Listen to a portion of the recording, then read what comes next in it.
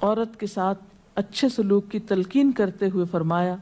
عورتوں کے ساتھ اچھا سلوک کرو، عورت پسلی سے پیدا کی گئی ہے اور پسلیوں میں سب سے زیادہ اوپر کا حصہ ٹیڑھا ہے،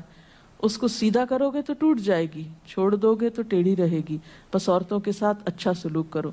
بعض اوقات یہ سمجھا جاتا ہے کہ اس میں شاید عورتوں کی توہین کی گئی، نہیں، اس میں عورت کی فطرت کو بتایا گیا ہے کہ اس کے اندر ایک خاص طرح کے جذبات اللہ تعالیٰ نے پیدا کیے ہیں۔ مرد عموماً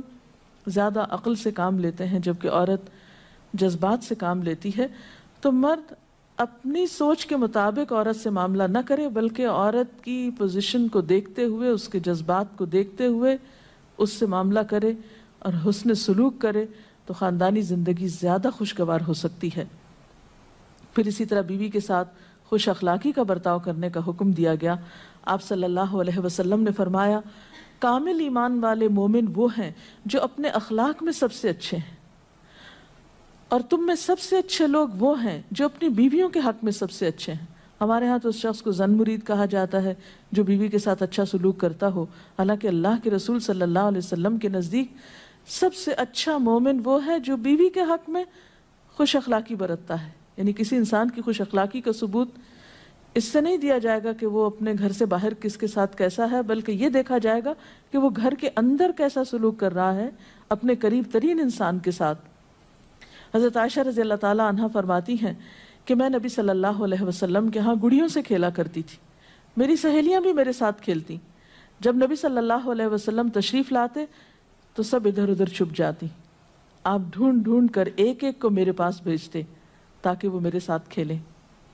اس سے آپ اندازہ لگا سکتے ہیں کہ آپ صلی اللہ علیہ وسلم کا اپنے ازواج مطہرات کے ساتھ کیسا سلوک تھا، کیسا معاملہ تھا، اور وہ ان کے جذبات کا کس قدر خیال رکھتے تھے۔ اسی طرح شوہر کی ذمہ داریوں میں سے یہ ذمہ داری بھی ہے کہ وہ بیوی کو خوش دلی سے نان نفقہ دے، اس کی ضروریات پوری کرے۔ اس سے نہ صرف یہ کہ دنیاوی اعتبار سے وہ اپنی ذمہ داری پوری کرے گا بلکہ آخرت کے اعتبار سے بھی وہ بہترین اجر و ثواب کا مستحق ہوگا۔ نبی صلی اللہ علیہ وسلم نے فرمایا ایک دینار وہ ہے جو تم نے اللہ کی راہ میں خرچ کیا، ایک وہ ہے جو تم نے کسی غلام کو آزاد کرنے میں خرچ کیا، ایک وہ ہے جو تم نے کسی فقیر کو صدقے میں دیا، اور ایک وہ ہے جو تم نے اپنے گھر والوں کو صدقے میں دیا، یعنی اپنی بیوی کو کھلایا، اس کی ضروریات پوری کرنے پہ لگایا۔ ان میں سب سے زیادہ اجر و ثواب اس دینار کے خرچ کرنے کا ہے جو تم نے اپنے گھر والوں پہ خرچ کیا۔ وہ لقمہ جو شوہر اپنی بیوی کو کھلاتا ہے وہ شوہر کے حق میں صدقہ لکھا جاتا ہے، یعنی فریضے کی ادائیگی تو اپنی جگہ، لیکن اس کا خرچ کرنا اس کے لیے باعث ثواب۔ ویڈیو کے نیچے سبسکرائب کے بٹن پہ کلک کریں، بیل کے آئیکن پہ کلک کیجئے تاکہ ہر نئی ویڈیو کی نوٹیفیکیشن